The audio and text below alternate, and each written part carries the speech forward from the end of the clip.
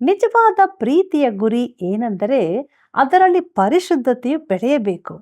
ನಿಮ್ಮ ಪ್ರೀತಿ ಹೇಗಿದೆ?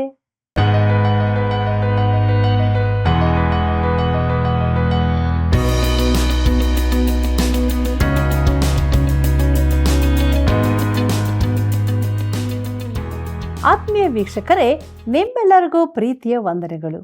ದೈವಾನ್ವೇಷಣೆ ಸತ್ಯವೇದ ಕಾರ್ಯಕ್ರಮಕ್ಕೆ ಪ್ರೀತಿಯ ಸುಸ್ವಾಗತ. ಥೆಸಲೋನಿಕದವರಿಗೆ ಬರೆದ ಮೊದಲನೇ ಪತ್ರಿಕೆಯ 3ನೇ ಅಧ್ಯಾಯದ ಮುಂದುವರಿದ ಭಾಗಕ್ಕೆ ನಾವು ಬಂದಿರುವಾಗ ಪೌಲನ ಸೇವೆಯು ನಿಲ್ಲಿಸಲ್ಪಟ್ಟಿತ್ತು. ಯಾಕೆ ಹೀಗಾಯಿತು? ವಿಶ್ವಾಸಿಗಳಾದ ನಮ್ಮ ನಡತೆ ಹೇಗಿರಬೇಕು?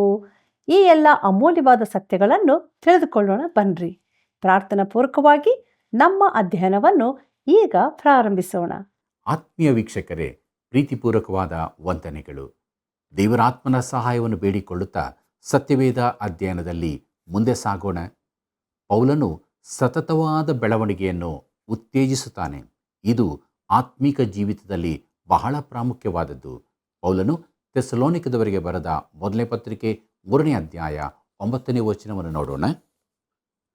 ನಿಮ್ಮ ನಿಮಿತ್ತ ನಮ್ಮ ದೇವರ ಮುಂದೆ ನಮಗಿರುವ ಎಲ್ಲ ಸಂತೋಷಕ್ಕಾಗಿ ದೇವರಿಗೆ ತಕ್ಕಷ್ಟು ಸ್ತೋತ್ರ ಮಾಡುವುದು ನಮ್ಮಿಂದ ಹೇಗಾದೀತು ಎಂಬುದಾಗಿ. ಕರ್ತನಲ್ಲಿ ಪ್ರಿಯರೇ, ಸಂತೋಷವು ಜೀವನದೊಂದಿಗೆ ಸೇರಿರುತ್ತದೆ, ದುಃಖವು ಮರಣದೊಂದಿಗೆ ಸೇರಿರುತ್ತದೆ. ಆದರೂ ದುಃಖವು ಹೃದಯದ ಸಂತೋಷದ ಸಾಮರ್ಥ್ಯವನ್ನು ಹೆಚ್ಚಿಸುತ್ತದೆ. ಥೆಸಲೋನಿಕದವರು ಸಂತೋಷಿಸುವುದು ಹೇಗೆಂಬುದನ್ನು ಕಲಿಯಬೇಕೆಂದು ಪೌಲನು ಅಪೇಕ್ಷಿಸ್ತಾನೆ. ಮುಂದಕ್ಕೆ ನೋಡ್ರಿ, ಪೌಲನು ಥೆಸಲೋನಿಕದವರಿಗೆ ಬರೆದ ಮೊದಲನೇ ಪತ್ರಿಕೆ 3ನೇ ಅಧ್ಯಾಯ 10ನೇ ವಚನವನ್ನು, ನಿಮ್ಮ ಮುಖವನ್ನು ನೋಡುವುದಕ್ಕೂ ನಿಮ್ಮ ನಂಬಿಕೆಯ ಕೊರತೆಗಳನ್ನು ನೀಗುವುದಕ್ಕೂ ನಮಗೆ ಅನುಕೂಲವಾಗಬೇಕೆಂದು ನಾವು ಹಗಲಿರುಳು ದೇವರನ್ನು ಅತ್ಯಂತವಾಗಿ ಬೇಡುವವರಾಗಿದ್ದೇವೆ ಎಂಬುದಾಗಿ. ಕರ್ತನಲ್ಲಿ ಪ್ರಿಯರೇ, ಥೆಸಲೋನಿಕದಲ್ಲಿ ಪೌಲನ ಸೇವೆಯು ಹಠಾತ್ತನೆ ನಿಲ್ಲಿಸಲ್ಪಟ್ಟಿತು.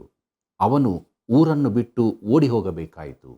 ಈಗ ತನ್ನ ಬೋಧನಾ ಸೇವೆಯನ್ನು ಮುಂದುವರಿಸಲು ಅಲ್ಲಿಗೆ ತಿರುಗಿ ಬರಬೇಕೆಂದಿದ್ದನು. ಹಾಗೂ ಪೌಲನು ದೇವರ ವಾಕ್ಯವನ್ನು ಅವರಿಗೆ ಕಲಿಸಬೇಕೆಂದಿದ್ದನು. ಪೌಲನ ಹೃದಯದಲ್ಲಿನ ಸೇವೆಯ ಭಾರವನ್ನು ನೋಡಿರಿ. ನಾವು ಕೂಡ ದೇವರ ವಾಕ್ಯಗಳನ್ನು ಸಾರುವಲ್ಲಿ ನಮ್ಮನ್ನು ತೊಡಗಿಸಿಕೊಳ್ಳುವರಾಗಬೇಕು. ಮುಂದಕ್ಕೆ ನೋಡೋಣ. ಥೆಸಲೋನಿಕದವರಿಗೆ ಬರೆದ ಮೊದಲನೇ ಪತ್ರಿಕೆ 3ನೇ ಅಧ್ಯಾಯ 11ನೇ ವಚನವನ್ನು, ನಮ್ಮ ತಂದೆಯಾದ ದೇವರು ನಮ್ಮ ಕರ್ತನಾದ ಯೇಸುವು ನಮಗೆ ನಿಮ್ಮ ಬಳಿಗೆ ಬರುವುದಕ್ಕೆ ಮಾರ್ಗವನ್ನು ಸರಾಗ ಮಾಡಲಿ ಎಂಬುದಾಗಿ. ಪ್ರಿಯರೇ, ಅವರ ಬಳಿಗೆ ಹಿಂತಿರುಗುವ ಸಂದರ್ಭಕ್ಕಾಗಿ ಪೌಲನು ಹೆಚ್ಚಾಗಿ ಪ್ರಾರ್ಥಿಸುತ್ತಿದ್ದನು. ಮುಂದಕ್ಕೆ ನೋಡೋಣ. ಪೌಲನು ಥೆಸಲೋನಿಕದವರಿಗೆ ಬರೆದ ಮೊದಲನೇ ಪತ್ರಿಕೆ 3ನೇ ಅಧ್ಯಾಯ 12 ಮತ್ತು 13ನೇ ವಚನಗಳನ್ನು, ನಿಮ್ಮಲ್ಲಿ ನಮ್ಮ ಪ್ರೀತಿಯು ಹೇಗೋ ಹಾಗೆಯೇ ನಿಮ್ಮ ಪ್ರೀತಿಯು ಒಬ್ಬೊಬ್ಬರ ಮೇಲೆಯೂ ಎಲ್ಲ ಮನುಷ್ಯರ ಮೇಲೆಯೂ ಅಭಿವೃದ್ಧಿ ಹೊಂದಿ ಅತ್ಯಧಿಕವಾಗುವಂತೆ ಕರ್ತನು ಅನುಗ್ರಹಿಸಲಿ. ನಮ್ಮ ಕರ್ತನಾದ ಯೇಸು ನಿಮ್ಮ ಹೃದಯಗಳನ್ನು ದೃಢಪಡಿಸಿ ತನ್ನ ಎಲ್ಲ ಪರಿಶುದ್ಧ ಪರಿವಾರ ಸಮೇತ ಪ್ರತ್ಯಕ್ಷನಾದಾಗ ತಂದೆಯಾದ ದೇವರ ಸಮಕ್ಷಮದಲ್ಲಿ ನೀವು ಪರಿಶುದ್ಧರು ನಿರ್ದೋಷಿಗಳು ಆಗಿರುವಂತೆ ಮಾಡಲಿ ಎಂಬುದಾಗಿ. ಪ್ರೀತಿಯುಳ್ಳ ಸಹೋದರ ಸಹೋದರಿಯರೇ, ಪ್ರೀತಿಯಲ್ಲಿ ಅಭಿವೃದ್ಧಿ ಹೊಂದಿ ಅಂದರೆ ಹೆಚ್ಚಾಗಿ. ಪ್ರೀತಿ ಅಂದರೆ ಗ್ರೀಕ್ನ ಅಗಾಪೆ ಪದವಾಗಿದೆ. ಈ ಪತ್ರಿಕೆಯಲ್ಲಿ ಪ್ರೀತಿಯು ಕಾರ್ಯದಲ್ಲಿ ಮಾತ್ರ ಕಂಡುಬರುತ್ತದೆ. ಪ್ರಿಯರೇ, ಪ್ರೀತಿಯ ಪ್ರಯಾಸ ಎಂಬುದಾಗಿ ನಾವು ನೋಡುವಾಗ ಅದು ಪ್ರೇಮವಲ್ಲ, ಇತರರ ಒಳಿತನ್ನು ಬಯಸುವ ಸ್ವಭಾವವಾಗಿದೆ. ಮುಂದಕ್ಕೆ ನಾವು ನೋಡುತ್ತೇವೆ ಕೊನೆಯ ತನಕ ಎಂಬುದಾಗಿ. ಪ್ರಿಯರೇ, ಪ್ರೀತಿಗೆ ಒಂದು ಉದ್ದೇಶವಿದೆ, ಅದುವೇ ಅಂತ್ಯವಲ್ಲ. ನಿಮ್ಮ ಹೃದಯಗಳನ್ನು ದೃಢಪಡಿಸಿ ಪರಿಶುದ್ಧರು ನಿರ್ದೋಷಿಗಳು ಆಗಿರುವಂತೆ ಮಾಡಲಿ ಎಂಬುದಾಗಿ ನೋಡುವಾಗ ಅವರ ಪರಸ್ಪರ ಪ್ರೀತಿಯ ಗುರಿಯೇನೆಂದರೆ ಅವರಲ್ಲಿ ಪರಿಶುದ್ಧತೆಯು ಬೆಳೆಯಲಿ ಎಂಬುದೇ. ಪ್ರಿಯ ಮಿತ್ರನೇ, ನೀನು ಕ್ರೈಸ್ತನಾಗಿರುವುದಕ್ಕಾಗಿ ನ್ಯಾಯಸ್ಥಾನದಲ್ಲಿ ವಿಚಾರಣೆಗೊಳಗಾಗಿರುವುದಾದರೆ ಅದಕ್ಕೆ ತಕ್ಕ ಸಾಕ್ಷ್ಯಾಧಾರ ಇದೆಯೋ? ಇಲ್ಲಿ ಅದು ಅಗತ್ಯ. ನಾವು ಒಂದು ದಿನ ಕರ್ತನೆದುರಿನಲ್ಲಿ ಕಾಣಿಸಿಕೊಳ್ಳಬೇಕಾಗಿದೆ. ಆತನು ನಮ್ಮ ಕ್ರಿಯೆಗಳನ್ನು ವಿಚಾರಿಸುತ್ತಾನೆ. ಇದು ನಿನಗೆ ಭಯ ಹುಟ್ಟಿಸಬಹುದು, ಆದರೆ ಆತನು ವಿಶ್ವಾಸಿಗಳಾದ ನಮ್ಮ ಗುಣನಡತೆಗಳನ್ನು ವಿಚಾರಿಸುತ್ತಾನೆ. ನಮಗೆ ಕೊಡತಕ್ಕ ಬಹುಮಾನಗಳನ್ನು ನಿರ್ಧರಿಸುತ್ತಾನೆ. ಪ್ರಿಯ ಕ್ರೈಸ್ತ ಮಿತ್ರನೇ, ನೀನು ಈ ದಿನಗಳಲ್ಲಿ ಎಂತಹ ಜೀವಿತ ಜೀವಿಸುತ್ತಿದ್ದಿ? ಕರ್ತನಾದ ಯೇಸು ತನ್ನ ಎಲ್ಲ ಪರಿಶುದ್ಧ ಪರಿವಾರ ಸಮೇತ ಪ್ರತ್ಯಕ್ಷನಾದಾಗ ಎಂಬುದಾಗಿ ನೋಡುವಾಗ, ಕ್ರಿಸ್ತನು ತನ್ನ ಪರಿವಾರದೊಡನೆ ಈ ಲೋಕದಲ್ಲಿ ತನ್ನ ರಾಜ್ಯ ಸ್ಥಾಪಿಸಲು ಬರುವ ಸನ್ನಿವೇಶ ಇದಾಗಿದೆ ಎಂದು ಎಲ್ಲರೂ ಒಪ್ಪುತ್ತಾರೆ. ಆತನು ತನ್ನ ರಾಜ್ಯವನ್ನು ಸ್ಥಾಪಿಸಲು ಬರುವವರೆಗೆ ಬಹುಮಾನಗಳನ್ನು ಕೊಡುವುದಿಲ್ಲವೆಂಬುದನ್ನು ಇದು ತಿಳಿಸುತ್ತದೆ. ಆದರೆ ವಿಶ್ವಾಸಿಗಳು ಇದಕ್ಕಿಂತ ಮೊದಲೇ ಕ್ರಿಸ್ತನ ನ್ಯಾಯಸ್ಥಾನದೆದುರು ಕಾಣಿಸಿಕೊಳ್ಳುವವರೆಂದು ನಮ್ಮಲ್ಲನೇಕರು ನಂಬುತ್ತೇವೆ. ಪ್ರಿಯರೇ, ಅಂದರೆ ಆತನು ಸಭೆಯನ್ನು ಈ ಲೋಕದೊಳಗಿಂದ ತೆಗೆದಾಗ ಲೋಕವು ಮಹಾಸಂಕಟ ಕಾಲವನ್ನು ಪ್ರವೇಶಿಸುತ್ತದೆಂದು, ಈ ಮಹಾಸಂಕಟ ಕಾಲದ ಅಂತ್ಯದಲ್ಲಿ ಕರ್ತನು ತನ್ನ ರಾಜ್ಯವನ್ನು ಸ್ಥಾಪಿಸಲು ಬರುತ್ತಾನೆಂದು ನಾವು ನಂಬುತ್ತೇವೆ. ಆಗ ಸ್ವಾಭಾವಿಕವಾಗಿ ಒಂದು ಪ್ರಶ್ನೆ ಹೇಳುತ್ತದೆ. ಅದೇನೆಂದರೆ, ಆತನು ನಮ್ಮನ್ನು ನಿರ್ದೋಷಿಗಳನ್ನಾಗಿ ದೇವರೆದುರಿನಲ್ಲಿ ನಿಲ್ಲಿಸುವುದು ಯಾವಾಗ ಎಂದು. ಪ್ರಿಯರೇ, ಸಭೆಯನ್ನು ಈ ಲೋಕದಿಂದ ತೆಗೆದಾಗಲೋ, ಇಲ್ಲವೇ ಆತನು ತನ್ನ ರಾಜ್ಯ ಸ್ಥಾಪನೆಗಾಗಿ ಈ ಲೋಕಕ್ಕೆ ಬಂದಾಗಲೋ, ತನ್ನ ಎಲ್ಲ ಪರಿಶುದ್ಧ ಪರಿವಾರ ಸಮೇತ ಪ್ರತ್ಯಕ್ಷನಾದಾಗ ಎಂಬ ವಾಕ್ಯ ಭಾಗವನ್ನು ನಾವು ಹೇಗೆ ಅರ್ಥೈಸಿಕೊಂಡಿದ್ದೇವೆಂಬುದರ ಮೇಲೆ ಅದು ಆಧಾರಗೊಂಡಿದೆ. ಪ್ರಿಯರೇ, ಬರುವುದು ಎಂಬುದಕ್ಕೆ ಬೇರೆ ಬೇರೆ ಗ್ರೀಕ್ ಪದಗಳಿವೆ. ಮೊದಲನೆಯದು ಎಫಿಫೆನಿಯೋ ಎಂಬುದು. ಇದರಿಂದ ಎಫಿಫನಿ ಎಂಬ ಪದ ಬಂದಿದೆ. ಇದು ಕ್ರಿಸ್ತನ ಮೊದಲನೇ ಬರುಣವಾಗಿದೆ. ಅದರಲ್ಲಿ ಪ್ರಕಾಶಿಸುವುದು ಎಂಬ ಅರ್ಥ ಅಡಗಿದೆ. ಒಂದು ಆಂಗ್ಲ ಭಾಷಾಂತರದಲ್ಲಿ ಕಾಣಿಸಿಕೊಂಡದ್ದು ಎಂಬ ಪದ ಉಪಯೋಗವಾಗಿದೆ. ಯಾಕಂದರೆ ಎಲ್ಲ ಮನುಷ್ಯರಿಗೆ ರಕ್ಷಣೆಯನ್ನುಂಟು ಮಾಡುವ ದೇವರ ಕೃಪೆಯು ಪ್ರತ್ಯಕ್ಷವಾಯಿತು ಎಂಬುದಾಗಿ ಪೌಲನು ತೀತನಿಗೆ ಬರೆದ ಪತ್ರಿಕೆ 2ನೇ ಅಧ್ಯಾಯ 11ನೇ ವಚನದಲ್ಲಿ ಓದುತ್ತೇವೆ. ಕರ್ತನಲ್ಲಿ ಪ್ರಿಯರೇ, 2000 ವರ್ಷಗಳ ತಗ್ಗಿಗೆ ಕರ್ತನಾದ ಯೇಸು ಮಗುವಾಗಿ ಬೆತ್ಲೆಹೇಮಿನಲ್ಲಿ ಬಂದನು. ಅದು ಕರ್ತನು ಪ್ರವೇಶಿಸಿದ್ದು, ಪ್ರಕಾಶಗೊಂಡದ್ದು, ಅದು ಆತನ ಪ್ರತ್ಯಕ್ಷತೆಯಾಗಿದೆ. ಈ ಪದವನ್ನು ಆತನ ಮೊದಲನೇ ಬರೋಣಕ್ಕೆ ಅಥವಾ ಆತನು ಸಭೆಯನ್ನು ಲೋಕದೊಳಗಿಂದ ತೆಗೆದುಕೊಂಡು ಹೋಗುವುದಕ್ಕಾಗಲಿ ಉಪಯೋಗಿಸಬಹುದು, ಇಲ್ಲವೇ ಆತನು ರಾಜ್ಯ ಸ್ಥಾಪನೆಗಾಗಿ ಬರುವುದಕ್ಕೆ. ಪ್ರಿಯರೇ, ಈ ಮೂರರಲ್ಲಿ ಕೂಡ ಒಡೆದು ಹೊರಬರುವ ಚಿತ್ರಣವಿದೆ. ಕರ್ತನ ನಿಜವಾದ ಇರುವಿಕೆ ಇದರಲ್ಲಿದೆ. ಪ್ರೀತಿಯುಳ್ಳ ದೇವಜನರೇ, 2ನೇ ಗ್ರೀಕ್ ಪದವು ಅಪೋಕಾಲೋಪಿಸ್ ಎಂಬುದಾಗಿದೆ. ಇದರ ಅರ್ಥ ಪ್ರಕಟಣೆ, ಇಲ್ಲವೇ ಮುಸುಕು ತೆಗೆಯುವುದು ಎಂದಾಗುತ್ತದೆ. ಇದು ನಿಜವಾಗಿ ಪ್ರಕಟಣೆ ಪುಸ್ತಕದ ಹೆಸರಾಗಿದೆ. ಆತನ ಮೊದಲನೇ ಬರೋಣವನ್ನು ನಾವು ಅನಾವರಣ ಎಂದು ಕರೆಯಲಾಗುವುದಿಲ್ಲ. ಯಾಕಂದರೆ ಆತನು ಬೆತ್ಲೆಹೇಮಿನಲ್ಲಿ ಜನಿಸಿದಾಗ ಆತನ ಮಹಿಮೆಯು ಮರೆಯಾಗಿತ್ತು. ಅದು ಹಳೆ ಒಡಂಬಡಿಕೆಯ ಗುಡಾರದಲ್ಲಿನ ದೇವರ ಮಹಿಮೆಯಾಗಿತ್ತು. ಈ ಮಹಿಮೆಯು ಮಹಾಪರಿಶುದ್ಧ ಸ್ಥಾನದಲ್ಲಿದ್ದು, ಅಲ್ಲಿಗೆ ಮಹಾಯಾಜಕನು ಮಾತ್ರ ವರ್ಷಕ್ಕೊಮ್ಮೆ ಪ್ರವೇಶಿಸಬಹುದಿತ್ತು. ಈ ಮಹಾಪರಿಶುದ್ಧ ಸ್ಥಳದಲ್ಲಿ ಗುಡಾರದ ಇತರ ಸ್ಥಳಕ್ಕೂ ನಡುವೆ ಒಂದು ತೆರೆಯಿತ್ತು. ಕರ್ತನಾದ ಯೇಸು ಪ್ರಥಮ ಬಾರಿ ಇಲ್ಲಿಗೆ ಬಂದಾಗ ಆತನಲ್ಲಿನ ಮಹಿಮೆ ಕಂಡು ಬರಲಿಲ್ಲ.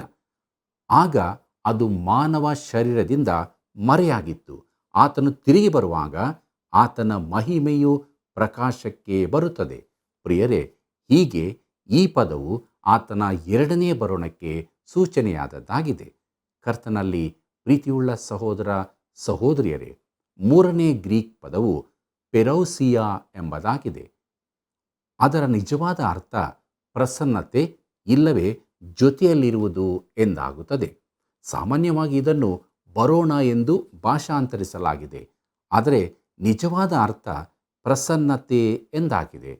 ನಾವು ಬರೋಣ ಎಂಬ ಪದವನ್ನು ಅದೇ ಅರ್ಥದಲ್ಲಿ ಉಪಯೋಗಿಸುತ್ತಿದ್ದೇವೆ. ಪ್ರೀತಿಯುಳ್ಳ ಸಹೋದರ ಸಹೋದರಿಯರೇ, ನನ್ನನ್ನು ಪರಿಚಯಿಸುವಾಗ ಒಂದು ಕಡೆ ಹೀಗೆ ಹೇಳಿದರು: ಪ್ರಿಯ ದೇವಸೇವಕರ ಬರೋಣಕ್ಕಾಗಿ ನಾವು ಉಪಕಾರ ತಿಳಿಸುತ್ತೇವೆ ಎಂದು. ಆದರೆ ನಾನು ಆಗ ಬರುತ್ತಾ ಇರಲಿಲ್ಲ, ಆದಾಗಲೇ ನಾನು ಬಂದು ಆಗಿತ್ತು. ಅಂದರೆ ನಾನು ಅಲ್ಲಿ ವೇದಿಕೆಯ ಮೇಲೆ ಕುಳಿತಿದ್ದೆ. ಆಂಗ್ಲ ಭಾಷಾಂತರದಲ್ಲಿ ಈ ಪೆರೌಸಿಯಾ ಎಂಬ ಪದವನ್ನು ಕೆಲವೊಮ್ಮೆ ಇರುವಿಕೆಯೆಂದು, ಕೆಲವೊಮ್ಮೆ ಬರೋಣವೆಂದು ಭಾಷಾಂತರಿಸಲಾಗಿದೆ. ಹೀಗಿರುವಲ್ಲಿ ನನ್ನ ಪ್ರಿಯರೇ, ನೀವು ನನ್ನ ಮಾತನ್ನು ಯಾವಾಗಲೂ ಕೇಳಿದಂತೆ ಈಗಲೂ ಕೇಳಿರಿ. ನಾನು ನಿಮ್ಮಲ್ಲಿರುವಾಗ ಮಾತ್ರವಲ್ಲದೆ ನಾನಿಲ್ಲದಿರುವಾಗಲೂ ಬಹು ಹೆಚ್ಚಾಗಿ ಮನೋಭೀತಿಯಿಂದ ನಡುಗುವರಾಗಿ ನಿಮ್ಮ ರಕ್ಷಣೆಯನ್ನು ಸಾಧಿಸಿಕೊಳ್ಳಿರಿ ಎಂಬುದಾಗಿ ಪೌಲನು ಫಿಲಿಪ್ಪಿಯರಿಗೆ ಬರೆದ ಪತ್ರಿಕೆ 2ನೇ ಅಧ್ಯಾಯ 12ನೇ ವಚನದಲ್ಲಿ ನೋಡುತ್ತೇವೆ.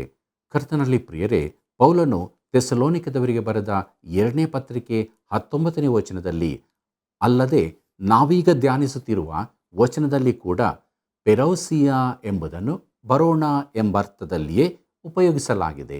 ಆದ್ದರಿಂದ ಈ ಪ್ರತ್ಯಕ್ಷತೆ ಎಂಬುದರ ಅರ್ಥ ಕರ್ತನಾದ ಯೇಸುವನ್ನು ಸಂಧಿಸಲು ವಿಶ್ವಾಸಿಗಳು ಕರ್ತನಾದ ಯೇಸುವಿನ ಜೊತೆಗೆ ಇರುವರು ಎಂಬ ಅರ್ಥ ಕೊಡುತ್ತದೆ.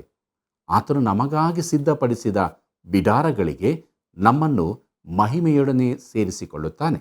ಆದ್ದರಿಂದ ಈ ಪ್ರತ್ಯಕ್ಷತೆಯು ಆತನು ತನ್ನ ಪರಿವಾರದೊಡನೆ ರಾಜ್ಯ ಸ್ಥಾಪಿಸುವುದಕ್ಕಾಗಿ ಬರುವ ಸನ್ನಿವೇಶವಾಗಿರದೆ ನಮ್ಮನ್ನು ತಂದೆಯ ಎದುರಿಗೆ ನಿಲ್ಲಿಸುವಂಥದ್ದಾಗಿದೆ.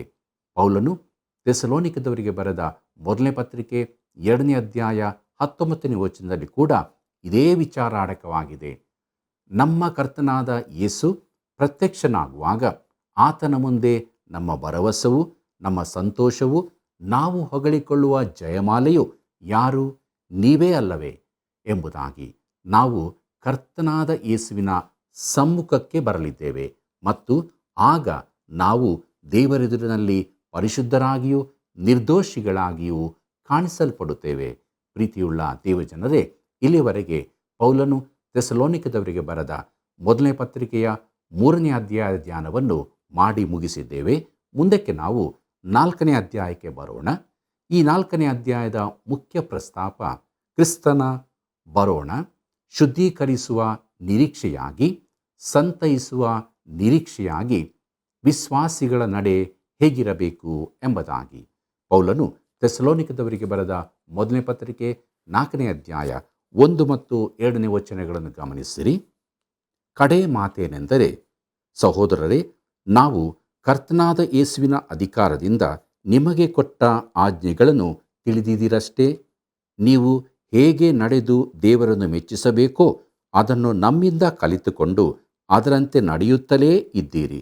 ನೀವು ಹಾಗೆಯೇ ಇನ್ನೂ ಹೆಚ್ಚಾಗಿ ನಡೆಯಬೇಕೆಂದು ನಿಮ್ಮನ್ನು ಬೇಡಿಕೊಂಡು ಯೇಸು ಕರ್ತನಲ್ಲಿ ಪ್ರಬೋಧಿಸುತ್ತೇವೆ ಎಂಬುದಾಗಿ.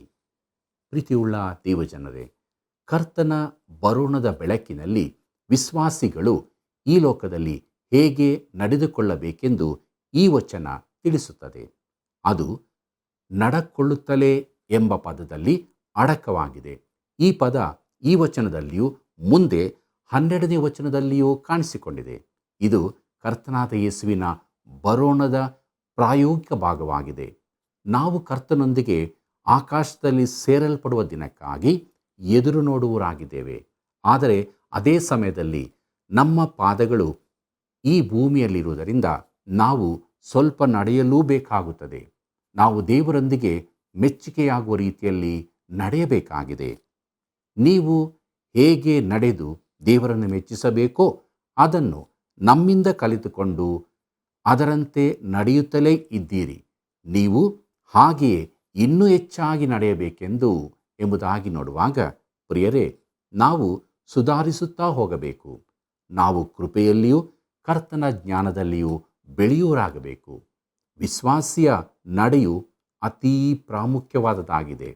ಅದಕ್ಕೆ ಸತ್ಯವೇದದ ಅನೇಕ ಕಡೆಗಳಲ್ಲಿ ಮಹತ್ವ ಕೊಡಲಾಗಿದೆ. ಇಲ್ಲಿಯೂ ಒತ್ತಿ ಹೇಳಲಾಗಿದೆ. ಪ್ರಿಯರೇ, ಒಬ್ಬ ವಿಶ್ವಾಸಿಯು ತನಗೆ ಇಷ್ಟ ಬಂದಂತೆ ಜೀವಿಸಲು ಸಾಧ್ಯವಿಲ್ಲ. ಕ್ರಿಸ್ತನಿಗೆ ಮೆಚ್ಚುಗೆಯಾಗುವಂತೆ ಜೀವಿಸತಕ್ಕದ್ದು. ಥೆಸಲೋನಿಕದವರಿಗೆ ಬರೆದ 1ನೇ ಪತ್ರಿಕೆ 4ನೇ ಅಧ್ಯಾಯ 1ನೇ ವಚನವನ್ನು ಗಮನಿಸಿರಿ. ನಾವು ಕರ್ತನಾದ ಯೇಸುವಿನ ಅಧಿಕಾರದಿಂದ ನಿಮಗೆ ಕೊಟ್ಟ ಆಜ್ಞೆಗಳನ್ನು ತಿಳಿದಿದ್ದೀರಷ್ಟೇ ಎಂಬುದಾಗಿ ನೋಡುವಾಗ, ಪ್ರಿಯರೇ, ಪೌಲನು ಥೆಸಲೋನಿಕದವರಿಗೆ ಅವರ ನಡೆಯ ಕುರಿತಾಗಿ ಕೆಲವು ಆಜ್ಞೆಗಳನ್ನು ಕೊಡುವುದನ್ನು ನೋಡುತ್ತೇವೆ. ಕರ್ತನಾದ ಯೇಸು ಕೂಡ ಕೆಲವು ಆಜ್ಞೆಗಳನ್ನು ಕೊಟ್ಟಿದ್ದಾನೆ. ಅವು ಕೆಲವು ಹೊಸ ಅಪ್ಪಣೆಗಳಾಗಿರುತ್ತವೆ. ಕರ್ತನಲ್ಲಿ ಪ್ರಿಯರೇ, ನಾನು ಬಹು ಜಾಗ್ರತೆಯಿಂದ ಇದನ್ನು ಹೇಳುತ್ತೇನೆ. ಒಬ್ಬ ಪಾಪಿಯ ರಕ್ಷಣೆಯಲ್ಲಿ ದಶಾಜ್ಞೆಗಳ ಯಾವ ಪಾಲೂ ಇರುವುದಿಲ್ಲ. ಅವು ಕ್ರೈಸ್ತನ ನಡತೆಯ ಮಾನದಂಡವೂ ಆಗಿರುವುದಿಲ್ಲ. ಒಬ್ಬ ಕಾಯುವವನು ಮಗುವನ್ನು ಕೈ ಹಿಡಿದು ನಡೆಸುವಂತೆ ಈ ಆಜ್ಞೆಗಳ ಕೆಲಸ ನಮ್ಮನ್ನು ನಡೆಸುವುದಷ್ಟೇ ಆಗಿದೆ. ಪ್ರಿಯರೇ, ನಮ್ಮನ್ನು ಕ್ರೂಜಿಯ ಬಳಿಗೆ ನಡೆಸಿ, ಚಿಕ್ಕ ಮಗುವೇ, ನಿನಗೊಬ್ಬ ರಕ್ಷಕ ಅಗತ್ಯನಾಗಿದ್ದಾನೆ ಎಂದು ಹೇಳುವುದಾಗಿದೆ. ಕರ್ತನಲ್ಲಿ ಪ್ರಿಯರೇ, ದಶಾಜ್ಞೆಗಳು ನಾವು ಪಾಪಿಗಳೆಂಬುದನ್ನು ನೋಡಿಕೊಳ್ಳುವ ದರ್ಪಣವಾಗಿದೆ. ಅವು ನಮ್ಮನ್ನು ರಕ್ಷಿಸುವುದಕ್ಕಾಗಿ ಕೊಡಲ್ಪಟ್ಟಿಲ್ಲ. ನಾವು ಪಾಪಿಗಳೆಂದು ನಮಗೊಬ್ಬ ರಕ್ಷಕನ ಅಗತ್ಯವಿದೆ ಎಂದು ತಿಳಿಸುವುದಕ್ಕಾಗಿ ಇವೆ. ಅವುಗಳ ಉದ್ದೇಶ ಅಷ್ಟೇ ಪ್ರಿಯರೇ. ಆದರೆ ವಿಶ್ವಾಸಿಗಳಿಗೆ ಕೆಲವು ಅಪ್ಪಣೆಗಳು ಕೊಡಲ್ಪಟ್ಟಿವೆ ಮತ್ತು ಅದಕ್ಕನುಸಾರವಾದ ಜೀವಿತದ ಮಟ್ಟವು ದಶಾಜ್ಞೆಗಳಿಗಿಂತ ಎಷ್ಟೋ ಮೇಲಿನದಾಗಿದೆ. 5ನೇ ಅಧ್ಯಾಯದಲ್ಲಿ ವಿಶ್ವಾಸಿಗಳಿಗೆ ಕೊಡಲ್ಪಟ್ಟ 22 ಆಜ್ಞೆಗಳನ್ನು ಕೊಡಲಾಗಿದೆ. ಅವುಗಳನ್ನು ಮುಂದೆ ನಾವು ಧ್ಯಾನಿಸೋಣ. ಪ್ರಿಯರೇ, ಈಗ ಸ್ವಾಭಾವಿಕವಾಗಿ ಒಂದು ಪ್ರಶ್ನೆ ಏಳುತ್ತದೆ. ಅದೇನೆಂದರೆ, ಮನುಷ್ಯನು ದಶಾಜ್ಞೆಗಳನ್ನೇ ಕೈಕೊಳ್ಳಲಾಗದಿದ್ದಲ್ಲಿ ಅದಕ್ಕಿಂತ ಮೇಲಿನವುಗಳನ್ನು ಹೇಗೆ ಕೈಕೊಂಡಾನು ಎಂಬುದಾಗಿ. ಅವನಿಂದ ದಶಾಜ್ಞೆಗಳನ್ನು ಕೈಕೊಳ್ಳಲಾಗಲಿಲ್ಲವೆಂದು ಸತ್ಯವೇದ ಸ್ಪಷ್ಟವಾಗಿ ತಿಳಿಸುತ್ತದೆ. ಇಸ್ರಾಯೇಲ್ ಜನಾಂಗವು ಇದನ್ನು ಕೈಕೊಳ್ಳದೆ ಸೋತು ಹೋದರು. ಪೇತ್ರನು ಎದ್ದು ಅವರಿಗೆ, ಸಹೋದರರೇ, ಅನ್ಯಜನರು ನನ್ನ ಬಾಯಿಂದ ಸುವಾರ್ತೆಯ ವಾಕ್ಯವನ್ನು ಕೇಳಿ ನಂಬಬೇಕೆಂದು ದೇವರು ಬಹಳ ದಿನಗಳ ಕೆಳಗೆ ನಿಮ್ಮೊಳಗಿಂದ ನನ್ನನ್ನು ಆರಿಸಿಕೊಂಡದ್ದು ನಿಮಗೆ ತಿಳಿದದೆ ಎಂಬುದಾಗಿ ಅಪೊಸ್ತಲ ಕೃತ್ಯಗಳು 15ನೇ ಅಧ್ಯಾಯ 7ನೇ ವಚನದಲ್ಲಿ ಹೇಳಿದ್ದನ್ನು, ಹಾಗೂ ಹೀಗಿರುವುದರಿಂದ ನಮ್ಮ ಪಿತೃಗಳಾಗಲಿ ನಾವಾಗಲಿ ಹೊರಲಾರದ ನೊಗವನ್ನು ನೀವು ಶಿಷ್ಯರ ಹೆಗಲಿನ ಮೇಲೆ ಹಾಕಿ ದೇವರನ್ನು ಪರೀಕ್ಷಿಸುವುದು ಯಾಕೆ ಎಂಬುದಾಗಿ ಅಪೊಸ್ತಲ ಕೃತ್ಯಗಳು 15ನೇ ಅಧ್ಯಾಯ 10ನೇ ವಚನದಲ್ಲಿಯೂ ನೋಡುತ್ತೇವೆ. ಕರ್ತನಲ್ಲಿ ಪ್ರಿಯರೇ, ನಾವು ದಶಾಜ್ಞೆಗಳನ್ನು ಕೈಕೊಳ್ಳಲಾರದೆ ಇರುವಲ್ಲಿ ಅದಕ್ಕಿಂತ ಮೇಲ್ಮಟ್ಟದ ಕ್ರೈಸ್ತ ನಡವಳಿಕೆಯ ಆಜ್ಞೆಗಳನ್ನು ಹೇಗೆ ಕೈಕೊಂಡೆವು? ಮನುಷ್ಯನು ತನ್ನ ಬಲದಿಂದ ಇದನ್ನು ಮಾಡಲಾರನು. ಆದರೆ ವಿಶ್ವಾಸಿಗಳಲ್ಲಿ ವಾಸವಾಗಿರುವ ಪವಿತ್ರಾತ್ಮನ ಶಕ್ತಿಯಿಂದ ಮಾತ್ರ ಇದನ್ನು ಮಾಡಲು ಸಾಧ್ಯ. ವಚನ 8 ನೋಡಿರಿ. ಪ್ರಿಯರೇ, ಕರ್ತನಾದ ಯೇಸುವಿನ ಅಧಿಕಾರದಿಂದ ನಿಮಗೆ ಕೊಟ್ಟ ಆಜ್ಞೆಗಳನ್ನು ತಿಳಿದಿದ್ದೀರಷ್ಟೇ. ವಿಶ್ವಾಸಿಗಳಿಗೆ ಪೌಲನು ಕೆಲವು ಆಜ್ಞೆಗಳನ್ನು ಕೊಡುತ್ತಾನೆ. ನಾವು ಕಾನೂನು ಇಲ್ಲದವರಲ್ಲ, ನಾವು ಶಿಸ್ತಿನವರಾಗಿರಬೇಕು, ಕ್ರಿಸ್ತನಿಗೆ ವಿಧೇಯರಾಗಿರಬೇಕು.